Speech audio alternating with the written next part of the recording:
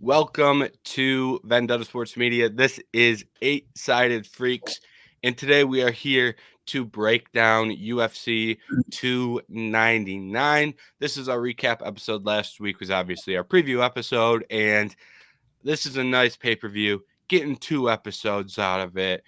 There's just a lot to break down now that this card is over. A lot of impressive performances, some interesting fights, some really noteworthy fights in terms of title talks, rankings, future matchups, and things like that. So we've got a lot to break down today.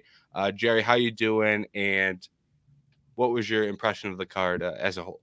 So I'm doing pretty good, James. It's a little earlier than we usually do this show. Feeling a little under the weather, so we're powering through. Nothing like talking about some great fights because 299 was awesome. Yes. Even the early prelims were entertaining fights, some quick finishes, which always makes it for getting it going quickly. Main card, as we talked last week, 5 great fights, and they did not disappoint at all. So very excited about that and ready to talk about it. Mm-hmm. Yeah, it did not disappoint, I think, is my big takeaway, is because a lot of times we can be put in these situations where, oh, this card's outstanding, and then the fights themselves aren't the best fights. They're not the most action-packed fights. They're a little bit on the boring side. But these ended up being entertaining fights, some finishes. So we have a lot to break down here, and thankfully the card did not disappoint at all. So let's start it right at the main event. Sean O'Malley, Marlon Chito Vera. Sean O'Malley goes out there 50-45 on two judges' scorecards and 50-44 on the third judge's scorecard. What did you make of Sean's performance as a whole? I mean, it seemed like the best version of Sean O'Malley we've seen so far. He was just keeping his distance, landing strike after strike on Cheeto. As we said before, he landed 230 and change strikes. Also landed a massive knee that would have put down and out probably anyone else in this division. Cheeto is just that guy at times and can just take the punishment. Even almost got the finish at the end, which concerns me a little bit for O'Malley just in the future. Like maybe there is a chance he gets caught very late, like a Kamaru Usman and Leon Edwards sort of situation where one bad shot.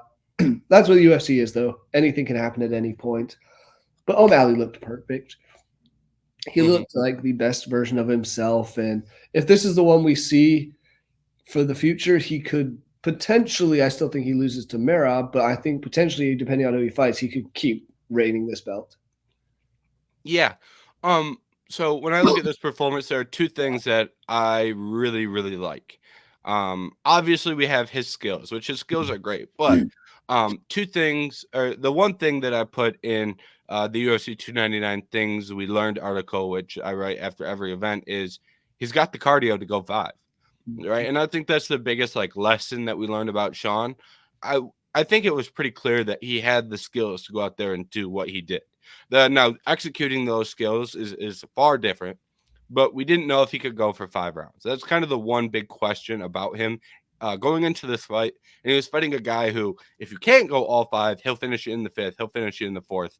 He'll finish you when you start to teeter off with your cardio. So for him to go 5 rounds, hard, throwing a lot of offense. It's not like he was throwing, 25 strikes around and going 5. He was giving a very large amount of output and going 5 rounds and did not gas much in that 5th round. So that is very, very important for a champion. And I think that's the biggest thing we learned.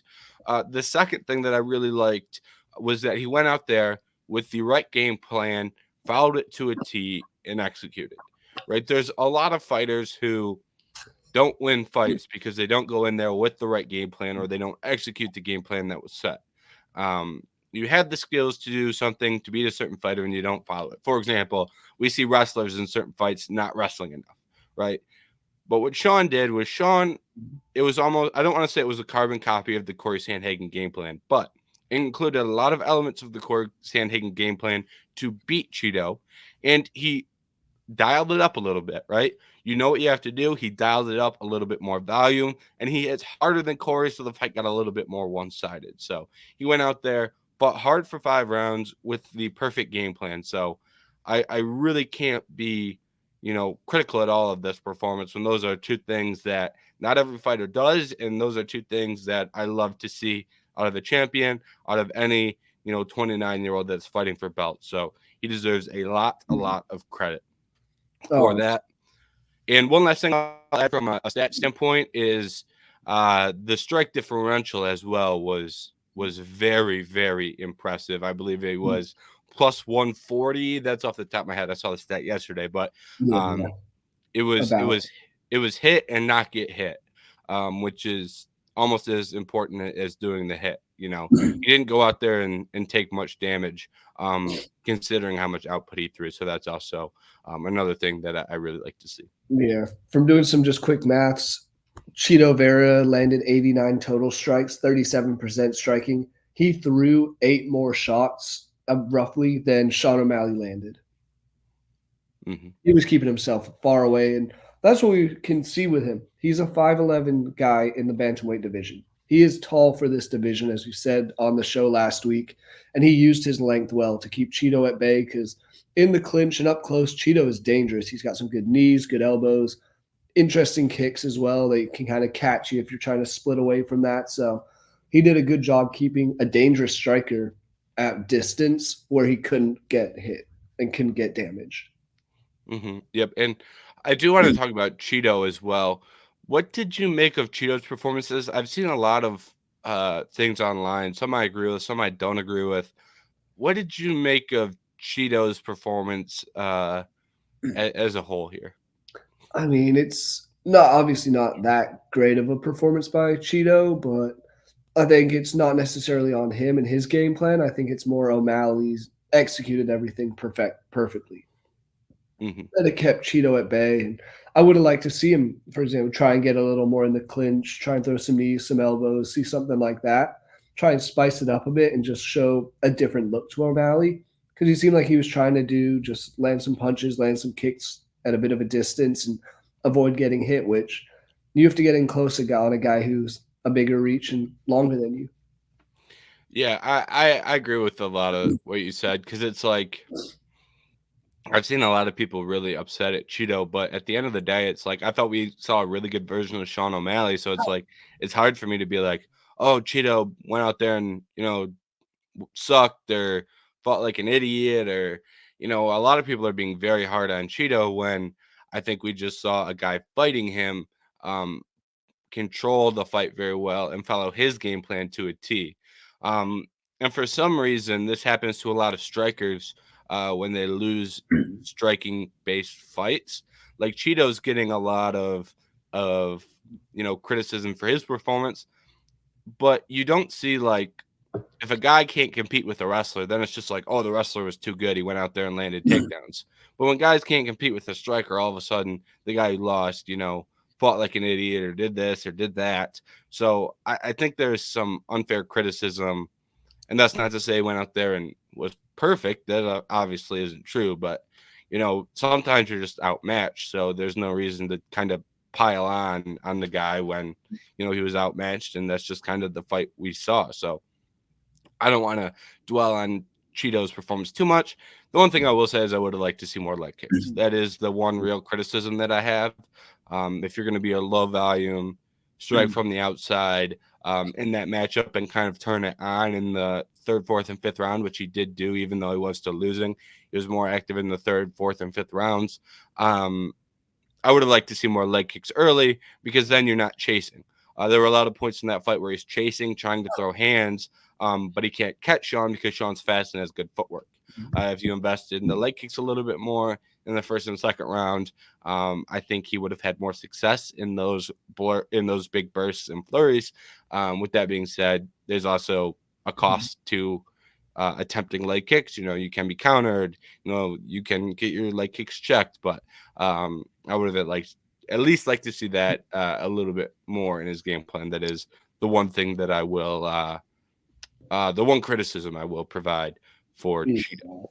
Bouncing off the two things you just said, started with like what the hate was on Cheeto. I was curious if what would have happened if Sean O'Malley had lost this fight, what the criticism on Twitter would have been. Say for the other way around, Cheeto does use leg kicks, does get in close, And I'm assuming people are like, oh, O'Malley, all he has to do is keep people at a distance and he'll win the fight. No one's going to be happy. Social media is always going to piss someone off one way or another. So kind of grow up and get over it. Yeah, that's very true. And another thing that I do want to say is I've seen people saying that this performance was the best performance in UFC championship history or the best title defense in championship history. I don't know if that's just, things that I've seen that I should not take too much stock in, but I just do want to say that is blatantly false. Great performance, but that's not even close to true. I just want to throw that out there because that is another narrative that I have seen tossed around that is very, very false, and I disagree with 100%. Not to say it was a bad performance, but that's a little bit of a crazy take for me. A little bit of an overreaction. Mm-hmm. And I think it's just they want to push Sean O'Malley to be this superstar, and he wants to be this superstar. I don't know if he is yet. I've seen stuff going around that he's already the biggest name in bantamweight history. I may be named because of the social media era, but I don't think he's necessarily the best bantamweight of all time yet. He has one title defense against a guy ranked 5th in the division. Yep. I'm 100% with you on that. Did have a question. I know we talked about it briefly, but there's a lot of stuff saying Cheeto's win over O'Malley was a fluke. Do you think it actually was now that we see a performance like this? But it was also the leg kicks, which we saw. Cheeto only landed 34 leg kicks this time. Going back to what you just said, he landed leg kicks in that first fight and got him done. Yeah, I don't have a good answer to that question. I don't know that it's necessarily a fluke, but I think that's an outcome that doesn't happen a large percentage of the time. Like if they were to fight 100 times, that's not something that happens 50% of the time or 40% of the time or even 10% of the time. But I do have a hard time. I don't really just discounting wins as flukes. That's not really something I like doing. So I'll say no. But I do think there's the purpose behind the question is I agree with. I just don't agree with the fact that it's a fluke. He redeemed himself, right? That shouldn't be held against him, but I won't go as far as to say fluke. It was also 3.5, 4 years ago, so a lot has changed. I'm looking at that card. Man, we've come a long way for UFC pay-per-view main events. Just want to run through this real quick because that just surprises me and is entertaining. This one we have a bunch of good fights, and I don't remember where these guys were ranked all at the time. But which title is this? This was 252. This was Stipe and DC3. So that was the main event. O'Malley and Vera was the co-main. Then Junior Dos Santos, Jairzinho Rosenstruik, Herbert Burns, and Daniel Pineda. And then John Dobson versus Merab opened up the main card. That's a weird card, man. That's a really weird. I remember watching that fight, but I had no clue that it was a pay-per-view co-main. I mean, I would have never. I would have told you that was a prelim. Yep, or at the very most, the first or second on the main card. Yeah, well, that's I'm glad you ran through that because that is surprising, and it also shows the push that they've been giving to O'Malley for a significant period of time now. If you're headlining that card, that was a historic card, a historic fight for the heavyweight division. They were saying the winner of that fight was the best heavyweight of all time. So that wasn't just your run-of-the-mill co-main event. That's a really important card. Yeah, it's kind of wild just to look back at that and see where we've come. Mm-hmm. We talked a little bit earlier about Merab, and there are two ways that I want to go next. First, I want to ask, what's the direction for Sean? Is it Ilia Topuria 145? Is it Merab Dvalishvili 135? Those seem to be the two options. I know there are other guys at 135, but if he's defending the 135 belt, it's going to be against Merab. So which do you prefer? One title defense over a guy, nothing against Cheeto, but one title defense over a guy ranked 5th in your division doesn't qualify you for a double champ attempt. That's as simple as I have to say. If and you were talking, we were talking about this beforehand. We're thinking maybe O'Malley does move up permanently to 145. In that case, vacate the belt and just move up. I think Merab's the fight to make. I also think, and I might get ripped on for this, I think he's scared of Merab because Merab does have the crazy gas tank and can take him down. Issue with Merab is that, O'Malley's favor is he can outstrike Merab and keep him at distance. And if he does that, like he did against Cheeto, possibly could win. But Merab's going to keep going and going. And I still think that's the fight to make. If he does skip out on Merab, maybe either Corey Sandhagen or Petr Yan, but Yan didn't look great in that first round, which we'll touch on later on the show. But probably a Corey Sandhagen if it's not Merab, but I think it should be Merab. Yeah, I love Corey Sandhagen. Just from a pure fighter perspective, I think he's great. But it's hard to give him the shot over Merab based on the streak that Merab is on. So, and if you're talking about how compelling is a fight, Sandhagen O'Malley is, I mean, in terms of interest and like intrigue to me from an X and O's perspective, that is a fascinating fight that I'd love to see eventually at some point. I wouldn't even hate if you have Corey sit and give him the shot after Merab. Because I think Sandhagen Merab is also a great fight. So I wouldn't hate putting Sandhagen on ice until that fight, but I don't think that's the direction they're gonna go. It sounds like Umar's the fight, but Corey and Umar have been going back and forth on social media trying to pin down a date. So that's not 100% ready yet either. So, yeah. But I agree with you that Sean should not be going to 145, and I think it's as simple as who are you gonna if you when you ask the question who is Sean gonna fight next at 135 pounds, if you have an answer to that question, then he shouldn't be going up to 145. I think that is the most obvious baseline for a champ moving up a division. Like when Alexander Volkanovski moved up to 155 pounds to fight Islam, the question was, who is Volkanovski going to defend the 145-pound belt against? The answer was, I don't know. That was the answer at that time. So that just because he beat everybody, and they needed time for Emmett and Rodriguez to fight each other and be the number one contender, and that's what happened. And he went and fought that guy after that fight, after the Islam fight. So I think that should be the baseline of are you moving up a division to fight for a belt? Same can be said for Islam. Who are you going to fight at 155? Oh boy, we got a list of guys you can fight. There's a lot of guys that deserve shots at 155. Yep. Same for Leon at 170. Leon, who are you going to fight? There's a list of guys. So that's my baseline, and I don't see anyone getting to the point where they're going to earn the double champ anytime soon. And you got to think, Volkanovski, when he went up for his first attempt at double champ, he earned it, like you just said. And sure, he got a second chance, but that's because lightweight fell apart. Yep. Oliveira got hurt the 10 days before, and only guy who clearly he wasn't ready to go, but only guy who was willing to take it on that short was Volk. And he was like, screw it, why not? Let's just see what happens. So I think that second one has kind of broken it. It's like, oh, he lost already, give him another shot at it. So also goes back to Connor and all that. Mm-hmm. And also another one is he moving up to 205 to fight Jan? Izzy wiped out that division for the most part, it seems. Exactly. That's what I was gonna say. Is he earned that fight? So, I don't think Sean has done what those guys have done in their divisions, and that's not necessarily a hot take.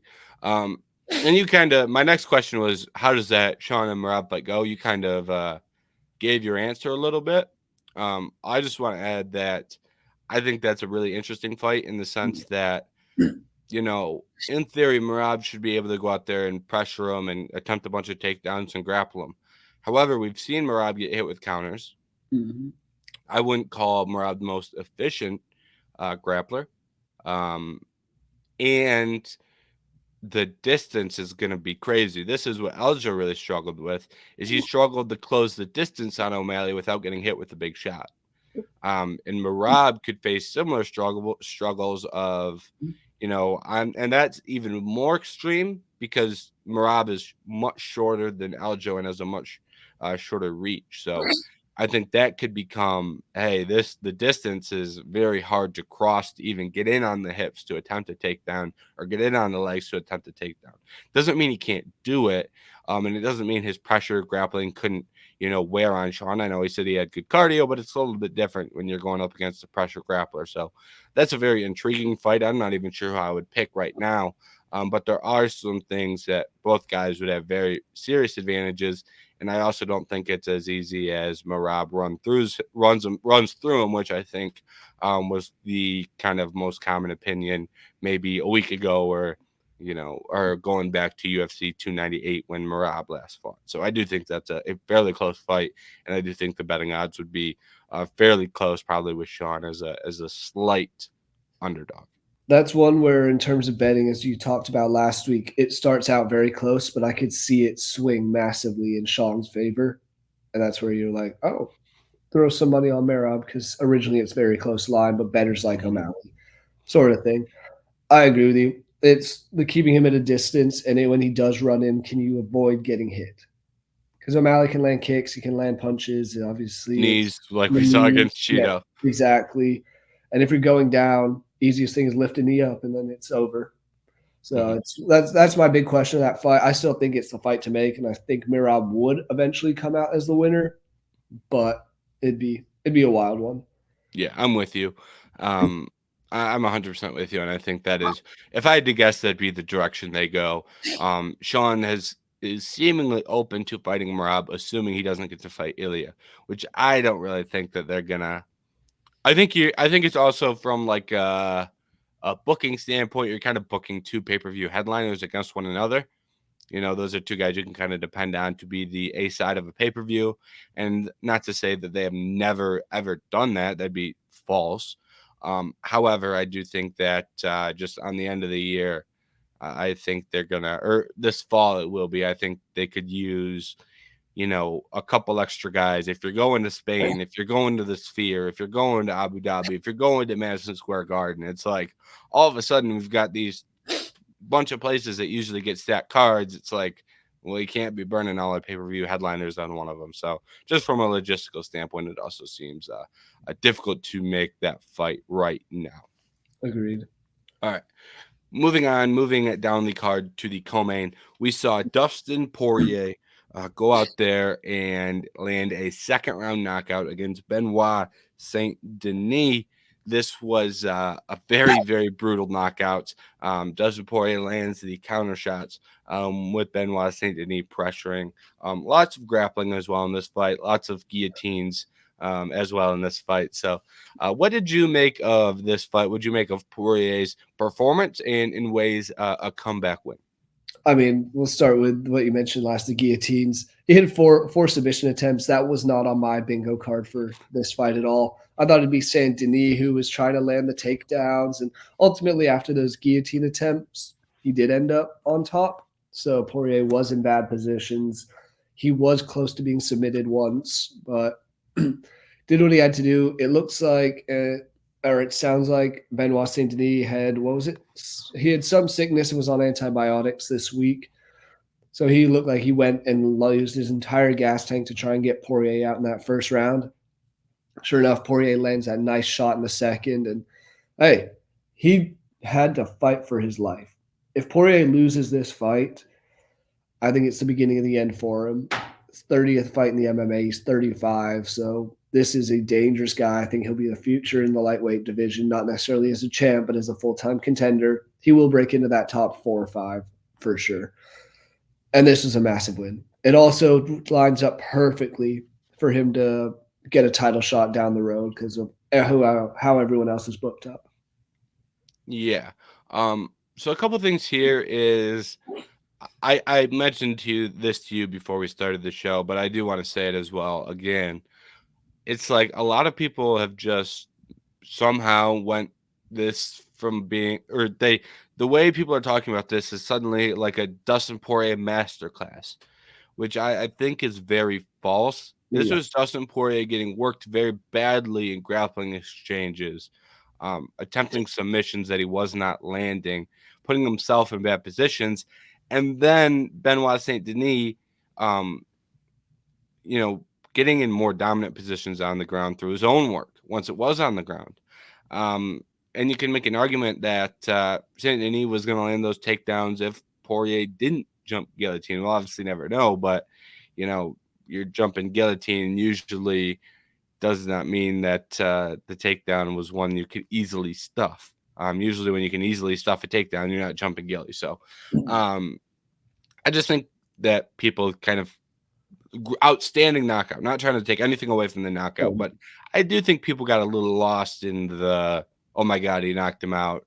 And all of a sudden it was a domination throughout the fight, which I think is not true. Benoit Saint-Denis did a lot of great work in the grappling, and he did a lot of great work in the clinch. Landed a lot of knees in the clinch. So Benoit Saint-Denis did a lot of great work. Ultimately, Benoit Saint-Denis was reckless and got countered, which is his biggest flaw in his game, is that he is reckless and can get countered, which we talked about last week pretty seriously about how that was a real possibility.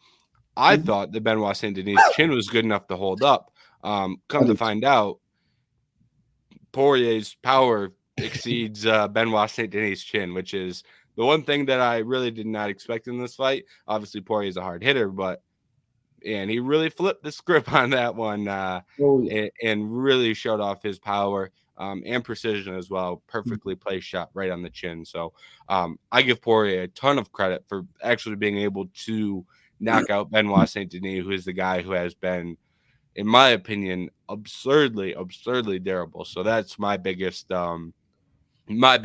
prop and compliment I can give to Dustin, is that he actually knocked that guy out, which I didn't think we were going to see him get knocked out for a very long period of time. No, I thought if Poirier was going to win, it would have been a brawl and a decision, something like that. But it's to the point you said of it being a little lucky. Poirier was outstruck. He had no takedowns to Benoit Saint-Denis 3. The only thing he led on was knockdowns, obviously, who led to a knockout, and then submission attempts, which none of them worked out. This was in a words, a lucky win for Poirier. Had this kept going, I think Benoit Saint-Denis would have found some extra gear possibly. Don't know how all the medical stuff was happening, and I don't know if that's just an excuse they had after the fight for what happened or what it is. I'm not a doctor. I don't know what he was taking. I have no idea. Yeah. But as far as the fighting goes, I still would have taken Saint-Denis 9 times out of 10. I think this is just that one time that Poirier fought with his back against the wall and needed a win. And otherwise, he becomes a guy like maybe Durinho Burns, who we'll talk about next, of kind of being that welcome to the top half of the division sort of fight. And to your point, I believe Saint-Denis, depending on where you looked, was a minus 350 to minus 400 favorite on the live lines. So that's kind of telling as well. Now, another thing that I do want to add is that, like you said, you don't know how the rest of a fight plays out. But we've seen guys like the amount of times that Benoit Saint-Denis got to the back he got to the back several times. And there's a world he gets to the back, gets the body triangle. Hypothetically, let's say it gets to the third, he could ride out a body triangle in the third round and recover his energy. We've seen countless guys who historically really struggle with cardio, who kind of mask that problem by getting to the back. Aljamain Sterling, Alexander Pantoja are the two best examples, and those are two guys who have defended belts, getting to the back and recovering with that body triangle. So there's a real world out there where Saint-Denis straps on a body triangle, and now he's got the gas to go 4 and 5. Just speaking purely hypothetical. Meanwhile, Poirier was getting taken down, getting up, takes a lot of energy. Getting hit with knees to the body takes a lot of energy. So it's not like you can just count on Poirier being 100% good in the later rounds either. And to your point about, medicine and antibiotics, Benoit Saint-Denis had a staph infection on his forehead. Pretty obvious, pretty clear. What we don't know is where that was at in terms of how deep he was into that. Was that, hey, this just popped up? Was it, hey, I've had this for 2 weeks or a week and now it's not contagious anymore? I lean on the fact that it wasn't contagious anymore based on the fact that it was on his forehead and no doctor stopped the fight from taking place because that is a contagious skin infection. So I would lean towards the fact that it was non-contagious, which means he was on the latter portion of it, which also means he would have been through the antibiotic cycle as well. And antibiotics typically don't just put you in a great spot for cardio and things like that. And it's kind of, I would compare it to fighting at elevation. Fighting on antibiotics is kind of like fighting at elevation. One guy, but the difference is you're not both fighting at elevation in this scenario. Only one guy is. Yeah. So you will never know how that affected the fight because ultimately that's a mindset thing from Saint-Denis as well. Is, hey, he thought, hey, I'm on antibiotics. I need to go finish this in the first round. You know, maybe he doesn't get as reckless. We'll truly never know how that affected this fight. And that's just something I guess we're gonna have to live with. Yep. One last question I do want to actually have two more questions. But one question I do want to ask first is, what do you do with Dustin Poirier? Do you think he's getting a title shot? Because that has been the talk, kind of fueled by Ali Abdelaziz, kind of, you know, who's Islam's manager, saying, hey, fight Islam in June. Fight Islam in June. I'm not sure who Dustin Poirier's manager is, but I don't know if it's Islam or Ali as well. I'd have to double check. I don't think it is. No, it's not. It's not. I don't know why I thought it was for a second. But anyways, what do you make of Dustin Poirier title shot in June? I mean, if they really want Islam to fight in June, this is the fight that's going to have to take place. I think it's just logistically speaking, Charles Oliveira and Justin Gaethje are obviously the two guys that, if all three are well rested and not fighting, and you have to choose from one of those three, Dustin Poirier is the third guy up. Oliveira, though, fighting at UFC 300, as is Gaethje. So I don't think either of them would have enough time to recovery. 2 months seems like a lot, especially when both of those, unless Oliveira, I guess, comes out and submits him and takes no damage and gets in and out quickly, then yeah, he'll probably get it. But Gaethje and Max Holloway, there's no way Gaethje's going to be able to fight on 2 months' notice, I wouldn't think. And even then, Oliveira doesn't seem to fight all that often. There always seems to be something wrong. The only reason that I think Poirier will get the title shot, if he doesn't, then it makes it interesting. Maybe give him because he wants to keep moving up, but you can't fight either of those two guys ahead of you. So would it be a Mateusz Gamrot type fight, or would he move divisions for a fight? Yeah. So I want to. All right. So I want to make it very clear that I don't think Dustin Poirier should be fighting for the title I shouldn't say anytime soon, but purely looking at where Dustin Poirier sits right now, he's 2-2 in his last 4. And his losses are to Charles Oliveira and Justin Gaethje, who are both ahead of him in the title picture. And if either of those guys lose at UFC 300, then you would have guys who beat the guys that Poirier lost to in Sarukian and Max Holloway. So I have a very hard time sitting here and saying Dustin Poirier should fight for a title over any of those 4 fighters. And like you said, the time frame could really mess things up, but Dustin Poirier does not deserve another title shot right now. We'll see how this plays out, though, because he just might get one. Yeah. I don't think he's deserving, but I think logistically speaking, it works. Yeah. And I think this is going to be easier to answer after UFC 300 because, you know, like you said, if Charles Oliveira goes out there and cleans Sarukian in the first round or vice versa, which we've seen both of those guys win, or we've seen both of them win dominantly. We've seen Charles Oliveira lose dominantly. Yeah. We haven't seen Armin lose dominantly before, but he's also never fought Charles Oliveira, who's a very dangerous guy who can finish you at any point. So it's really tough to sit here and be like, oh, Dustin Poirier deserves a shot, though. And the performance against Benoit Saint-Denis does not make me optimistic that it's even going to be a good or competitive fight. It's not like I'm looking at Dustin Poirier saying, oh, yeah, he can beat Islam. I'd like to see that fight. Or, oh, that's an interesting matchup. I'd like to see that fight. I'd be pretty confident that Dustin loses. So I'm not really interested in that. Yeah, I think he loses within 2 rounds if he fights Islam. I'd agree. And Islam is much harder to hit. Like I wouldn't say he's the best striker in the UFC. He's done some really good things on the feet. He has improved significantly than what we thought he was going to be, which was a kind of a carbon copy of Khabib. Yes. I think I 100% agree with that, but he's also very good defensively. He doesn't get hit a ton. When you're looking at when he did get hit, it was against Volkanovski, who did some really crafty things with some stance switches to land those shots in the first fight. So it's not a guy who gets hit much, and it's an elite grappler. It's kind of a tough matchup, in my opinion. Islam will also be fairly bigger. So there's a list of things that makes me not optimistic or interested in that fight. Oh, yeah. All right, moving on to what was a very interesting fight. Can I just ask you something real quick before? Yeah, of course. What do you think's next for Benil? Or for Benoit Saint-Denis? Who do you think fights next? Because I don't know if you can go up the rankings after losing, but then again, maybe you do. Maybe it's like a Dan Hooker or something like that.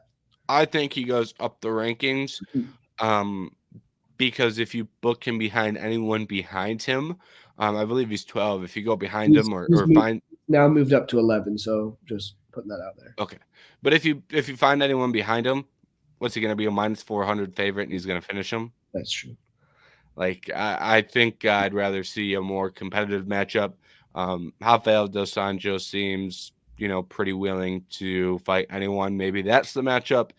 Maybe a Fiziev is a good matchup. So those would be the two names that I would kind of throw out there as well. I wouldn't hate the Gamrot fight, but Gamrot seems like he deserves him and maybe not a number one contender, but I wouldn't hate him and Poirier at all. No. So I'm not sure that if you book him and Gamrot, now he's in a position again to kind of break into nearly close to a title, which he just lost in that opportunity. So I think you need at least a 1-fight buffer in between that. So kind of a tough call, but someone ranked. I don't think he should be fighting, the 15th ranked guy or someone unranked. Agreed. I like the shout out of Fiziev.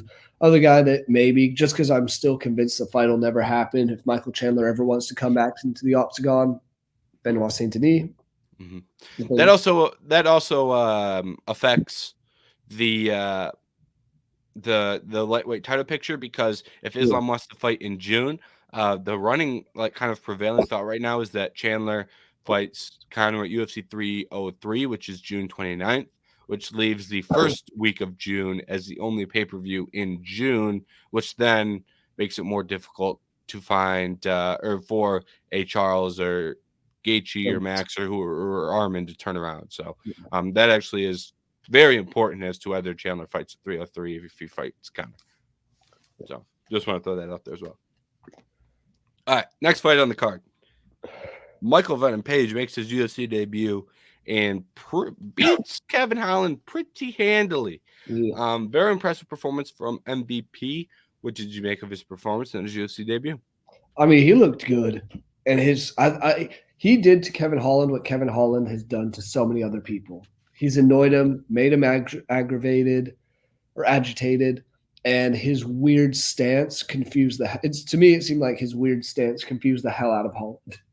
He was pretty much standing straight on at times and throwing weird shots here and there that I think he looked really good. I would have loved to see him come over a little earlier because obviously he's aging a bit. But this is a big win, and it makes it interesting to see how far he can go in this division. Yeah. I was very, very surprised with his speed. I knew he was fast, but I was kind of cautious of how fast he would be at 36. That was really my holdup on MVP from like a prediction standpoint is, I don't really love depending on a 36-year-old that depends on explosiveness. Just kind of a tough ask, in my opinion. But hey, he looked quick, and that right hand was fast. And Kevin Holland said it after the first round. He said, hey, He's a lot faster than we thought he was going to be. And I think that is the story of the fight. So I was very impressed with this performance. Very tricky. That awkward stance doesn't help anything. He was landing the spinning back elbow at will. So I really liked what I saw from MVP. And what do you think is next? Because now I think we're in a stage where, hey, we got to kind of pick a lane here. Is this a title challenger? Is this we're gonna have some fun fights type of guy? What is the lane that you want MVP to kind of go in moving forward, and what matchup makes sense to you? The two names, one of them I think both I might have mentioned last week. Stephen Wonderboy Thompson. If you wanted just a fun fight, that would be a very interesting one. And if you want to make him have a name for himself, I don't want to say Gilbert Burns, but so I'm going to avoid him because that's always the one that, as I said earlier, he's become the gatekeeper to the top contenders, which is tough to see. He fell from 4th to 6th now and all that. But Ian Gary would be interesting. If MVP was to come out, first of all, England versus Ireland, there's always that hate there. But if he was to come out and end Ian Gary's hype train, however it happens, that almost calls for him to get a shot at one of the top 3 or 4. Yeah, I will say it's kind of a tough position because I don't know that I like the Wonder Boy fight. Wonder Boy has always been my go-to answer for if he wins, who does he fight? Wonder Boy, book it, no problem, no even thought. But then he was asked about it and he was like, yeah, I don't know. I just think that if you put our styles together, it'd make a boring fight just because we do some of the similar things and makes sense. But I'm also not really interested in seeing a fight get booked after a guy says, yeah, I don't think our styles would mix well. It'd be boring.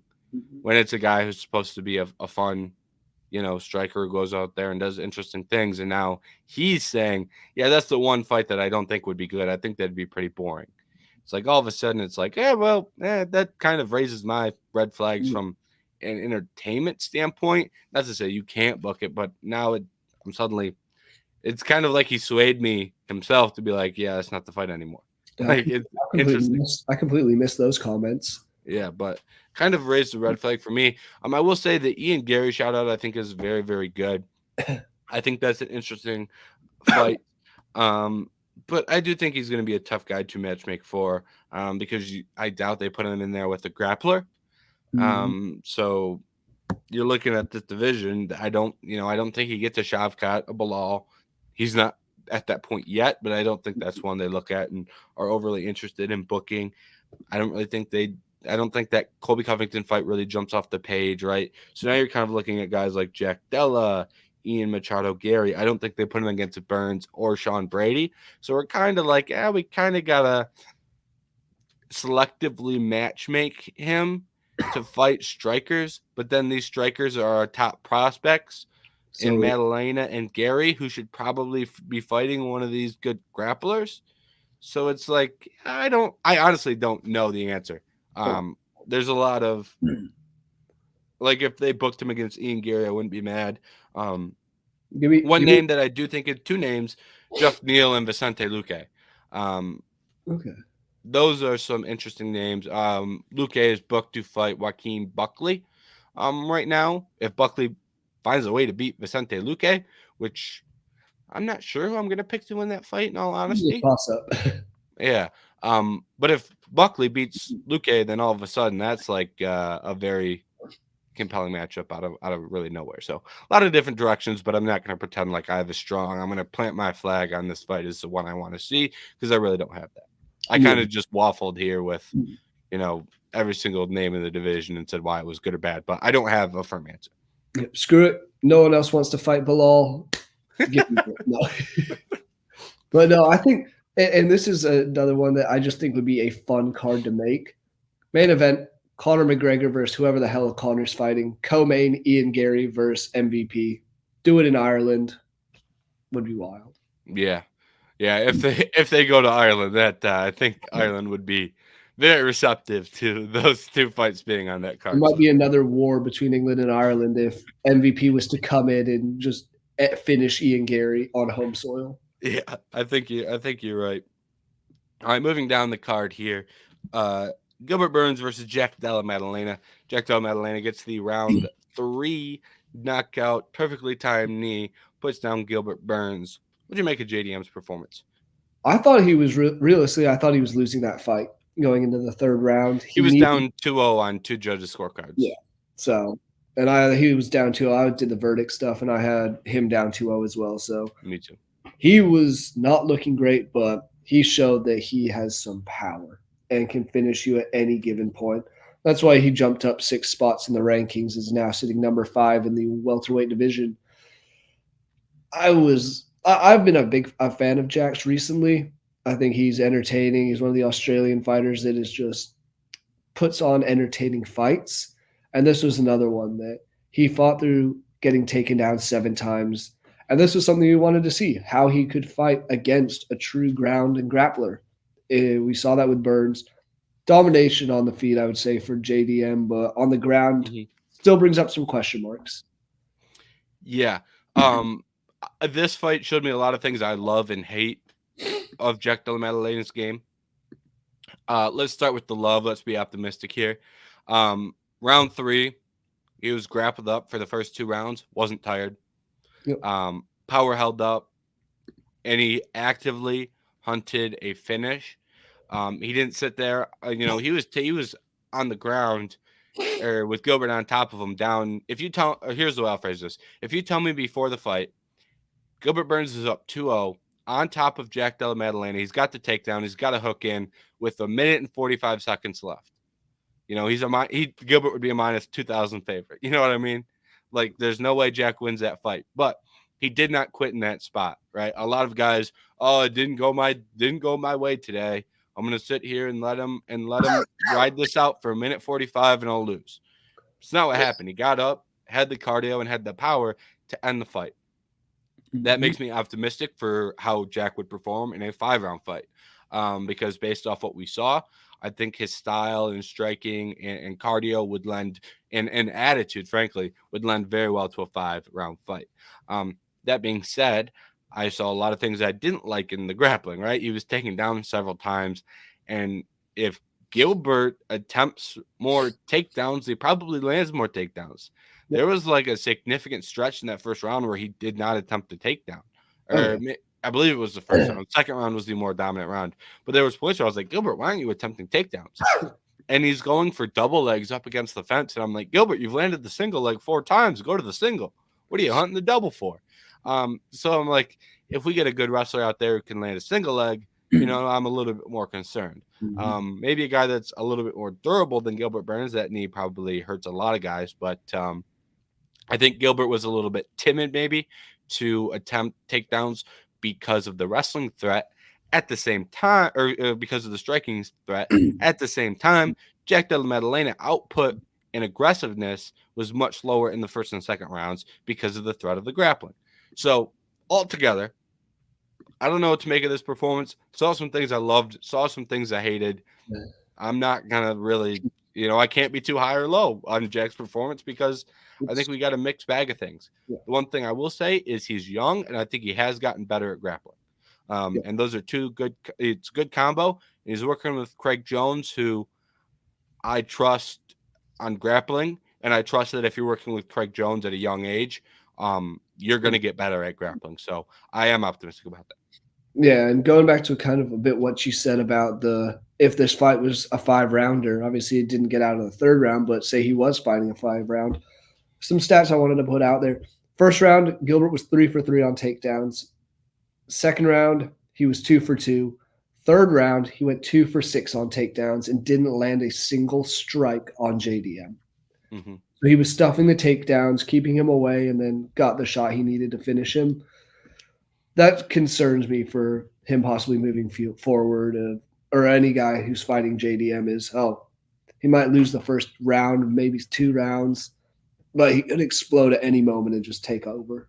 And I'm also interested of what happens if you I don't think Gilbert's the best grappler in the division. Not anymore. What happens if he fights a Sean Brady, a Shavkat Rakhmonov? What are those fights looking grappling? And He called out one of those guys. He called out Shavkat Rakhmonov. First and foremost, the balls on that guy to call out Oh, Shavkat. massive. Absolutely. Like, in terms of, once again, things I loved about that performance, not many people are calling out Shavkat Rakhmonov. And you know what? That's a fight he just may get because, at this point, we don't even know when Leon and Bilal are fighting. So now you're going to tell me Shavkat's going to sit and wait for the winner of that fight that we don't know when it's going to happen? It's like, I could see him getting another fight. And that's a fight between two guys who are very, very good, and the winner would fight for a title. So that may be one that may be booked on the same card as Bilal and Leon, in all honesty. You get that co-main main event, 5-round co-main to that. I think that's a very real possibility. Yeah, I like that fight a lot. I think that's the one that makes sense. As much as I'm against Bilal getting a title shot, and I'm not even that against it, I just think for some reason I would rather see Shavkat fight Leon Edwards. Yeah. But I'd rather see Shavkat. You could take Shavkat and Bilal versus any opponent, literally anyone. I'm taking Shavkat. It's a more interesting fight. So there's that aspect of maybe the UFC screws Bilal again because they skipped him for 300 3 times, not just once, but so maybe there's a world where Shavkat gets the title shot and then JDM and Bilal, and I think JDM might win that fight, but who knows? Yeah, it's a very interesting fight. Yeah, it's those 4 should all fight each other because realistically, Colby doesn't deserve any of them. If anything, Colby and Ian Gary, maybe. Yes, I think that's the fight. Colby and Gilbert Burns, even. One of those. I'm with you on that as well. I kind of like seeing the young fight the old at this stage, but Gilbert and Colby feels like a fight that never happened that should happen. Yeah. In all honesty, so I wouldn't hate seeing that. Yeah. And you can figure out which one of these old guys gets to stick around and which one should be in an octagon with one of these young, hungry guys. But maybe one gets Sean Brady and one gets Ian Gary. Maybe that's the way. Yeah. It wouldn't be. It'd have to be Colby and Ian Gary and Gilbert and Sean based on Gary and Burns are friendly, I think so. Yeah. Regardless, main point stands. Yeah, exactly. We kind of touched on Gilbert, so we can move on to the opener of this card. Petr Yan and Song Yadong. Very entertaining fight, and Petr Yan's back in the win count. Yeah. Yeah, and I like this performance from Petr because Petr in 3-round fights does not benefit him. There's never a circumstance where a 3-round fight is going to help Petr Yan more than it hurts him. And he went out there, he loses the first round, and he goes out there and wins 2 and 3. And you know what? If there was around 4 and a 5 in that fight, Petr Yan would have won both of them, in my opinion. So he went out there in a 3-round fight that doesn't help him at all, and he wins rounds 2 and 3. And he finds a way to win round 2. Round 3 was, getting to the more dominant side for Yan. Round 2, he actually had to go out there and some initiative and make sure, hey, I need to make sure I win this round. And he did that, started grappling in that round, landed some really, really nice uppercuts in that round. So he did good work in both aspects. And this is what makes Petr Yan so good. And I'm glad that he's seemingly back in a much better position than he was. And hey, nothing against Song Yadong, but Song, you're 26 or 27, and you've been doing good things. We needed this one for Yan. Yeah. Yeah. And I mean, as we said on the show last week, there's no way he loses again. It just didn't seem like a guy his caliber and as good as he is was going to lose another fight. Thankfully, I mean, I think Petr Yan's entertaining. He's a good fighter, very skilled on the feet, wrestling non-existent. So I was surprised to see that he started leaning on those takedowns in this fight a bit to try and get the win, and ultimately did. But yeah, 3 rounds compared to 5. Petr Yan's a 5-round fighter, and it showed massively in this one. And I will give props to any 5-round fighter that is winning 3-round fights. Yep. Like if Max Holloway is a 5-round fighter, if he manages to win a 3-round fight, like hats off to you. Same with a lot of guys. Maybe JDM is a guy in the future that, like we just talked about, that maybe he's a 5-round fighter. Like certain guys are just 5-round fighters, and Cheeto Vera, 5-round fighter. This one he didn't get, but that's a 5-round fighter. So when 5-round fighters win 3-round fights, hats off to you, because it's you're putting yourself in a disadvantageous position when you sign the contract to fight the fight. So credit to him. And what do you want to see next for Jan? He's a guy who has been at the top. He's been at the top, but he hasn't really fought a lot of these guys. He's only fought now Song. He's fought Sandhagen, and Marab Sterling's gone out of the division, and he fought the champ O'Malley. So there's still quite a few names out there for Jan. Where do you want to see him go next? You talked about, I mean, one of the names that stands out to me mostly because, but I do think he gets crushed if he fights Umar. Let's say Umar, maybe, if you want to move him up and not screw or not kill off Corey Sandhagen, but then at the same time, it's you move him up, you're killing off Petr Yan. Remind me, who's Figueiredo fighting? He is booked against Cody Garbrandt at UFC 300. That's right. Maybe the winner of that.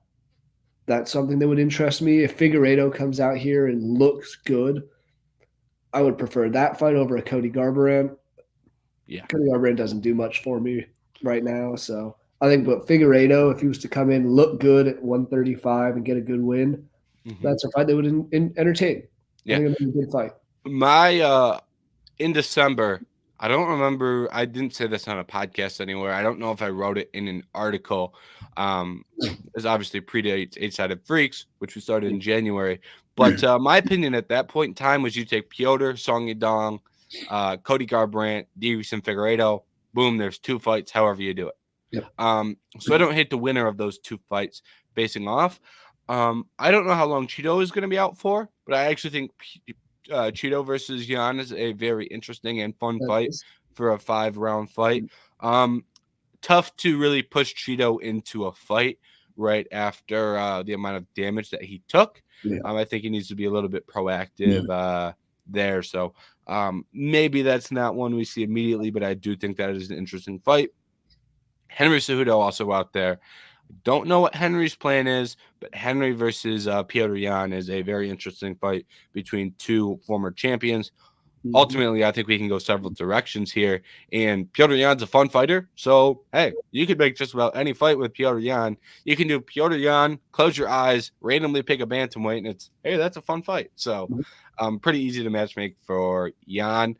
I just like to see him in a 5-rounder. That's my big takeaway. Absolutely. Give him a fight night main event sort of thing. That fits perfectly. He's a big enough name. You can take him on the road too. Yep. Like, that's not a guy that has to fight in the Apex. That's a guy who, he's a former champ. You put him in there with Henry, for example, you could sell out an arena with that. So I 100% agree with you on that. I do want to touch on Almeida and Curtis Blaydes before we get out of here. Go ahead. One quick comment. A fight for Song Yadong I want to see, him and Kyler Phillips. I think that'd be a fun fight. They might have fought, but they fought a long time ago. There's a lot of directions you can go with Song and make a fun fight as well. I don't hate Rob Font. That's long enough. Kyler Phillips is much better. The version we saw of Kyler Phillips at 299, that's a much better fighter, and that's a much more intriguing fight. And that's the thing. Kyler Phillips won that first fight by a unanimous decision, so let him run it back. Yep. I don't hate that. I also don't hate Jonathan Martinez either. Jonathan Martinez gets a good opportunity there. Also, if we're booking fights for Umar, Song and Umar, not a bad fight at all. No, not at all. All right. So Almeida and Blaydes, I really just want to talk about this mainly because there's some talks of Tom Aspinall fighting Curtis Blaydes. That is really my main reason that I want to talk about this fight. Do you want I guess we can touch briefly on the fight itself. What'd you make of the fight and what'd you make of Curtis's win before we get into the title talks there? Well, it was a weird fight. That just sums it up. It was Almeida landing, 9 takedowns in the first round? I think that was a UFC heavyweight record for takedowns in one round. Looks like he gassed himself out and ended up, you said earlier, almost like quitting in the second round. Got hit, and he didn't even get dropped. was like he went for a takedown and he kept his chin up, is what Blaydes was saying, and he keeps his head up and tries to use the momentum. So he just sat there, Blaydes, and just rolled hammer fist after hammer fist, and eventually he was like, "No, I'm done." Yeah, to me it looked like he's in on a single, getting ground and pounded, and he said, I don't really enjoy this. I'm going to roll my back and see what happens. I'm going to find the door. The ref is going to stop it, and I get to no longer be in this position anymore. I hate saying fighters quit, but to me that was that looked like quit to me. Anyways, I don't want to see Tom Aspinall and Curtis Blaydes, in all honesty. No. I think Tom Aspinall deserves a big fight. I think he deserves John Jones, and he should be able to sit on ice until then. And one thing I will say is that, in my opinion, one of the most important things for a champion is title defenses. And I think Tom Aspinall is going to eventually be the undisputed champion. And I think it's wouldn't really be fair to him if he gets a title defense on an interim belt before his title reign even starts. I just think it's kind of crap for Tom. It's not even anything against Curtis. I don't think Tom should have to defend that interim belt because I think he should either get the fight with John, have a chance to win the undisputed, or he should be given the undisputed when John and or Stipe retires. Mm-hmm. That's my take on that. And then if he wants to fight a Curtis Blaydes next, I'm fine with that, but I want it to be for an undisputed title defense. That's kind of my main takeaway there. Yeah, I'm with you. I love watching Tom Aspinall fight, so I'm here for it if they were to do it. But all real talk, I think he should just sit out. There's no reason to risk losing because if he loses the interim title, he's no longer getting that money fight or even becoming a champion. It's too big of a risk for too little of a reward, sort of thing. Mm-hmm. And I do think he should get the John Jones fight. I think, though, no one knows. I'm thinking November probably for that one for Stipe and John. I think they both retire after that anyway. So maybe Curtis Blaydes fights Pavlovich or Cyril Gahn upcoming, and then the winner of that, if Aspinall gets promoted, gets the title fight, something like that. But mm-hmm. This would be a fun title fight. I just don't think it'd be a fun interim title fight. Yes, I agree with a lot of what you said there. And I know we're running short on time, so we can keep this short, but I do want to hit some final thoughts on this card. I can go first since I brought it up. I just want to say that earlier, Kyler Phillips, great performance. That was the best we've seen Kyler Phillips look in a long period of time. Mm-hmm. Serious prospects on our hands there. Also, Macy Barber breaking in to the flyweight top 5. Impressive performance from her, and she beats Caitlin Chigadian pretty cleanly. I think she should get a big fight next in what has become a stacked division, which we may actually talk about next week. If it's light, we may talk about the Ultimate Fighter being Shevchenko and Grasso, because next week is not a very packed card. So we may talk about that, but talk about it late next week. So could talk about that. Just throwing that out there. I do want to give Macy Barber props for her win. Yeah, she looked good doing it, and it was honestly a pretty solid fight as well. Mm-hmm.